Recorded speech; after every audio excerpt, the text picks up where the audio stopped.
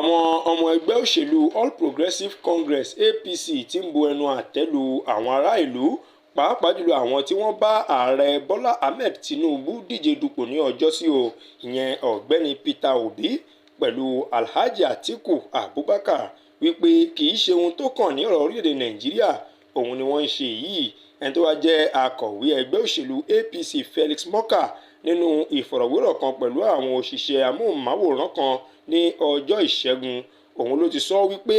kí àwọn ẹgbẹ́ òṣèlú méjèèjì yìí yé wíre gbé o dípò bẹ́ẹ̀ kí wọ́n sọ ohun tí ó bá wà ní ọpọlọ wọn tí wọ́n lérò wípé orílẹ̀-èdè Nàìjíríà nílò láti fi lè tẹ̀síwájú o.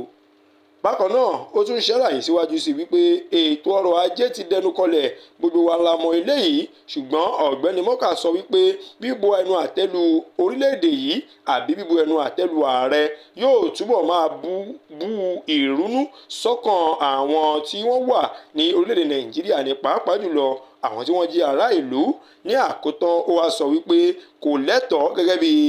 ẹni tí ó jẹ́ adarí gidi láti máa bu ẹnu àtẹ́lu ìṣèjọba ẹnikẹ́ni o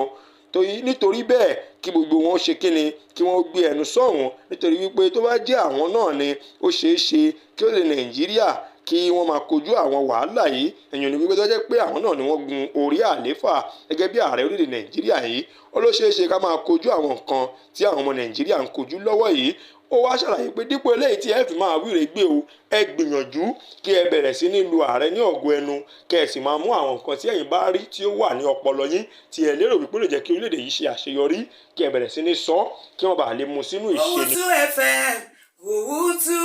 Owutu FM ó bẹ ní Kòròdú lágíríkì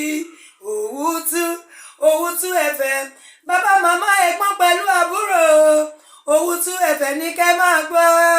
Owutu TV ní kẹ́ máa wò.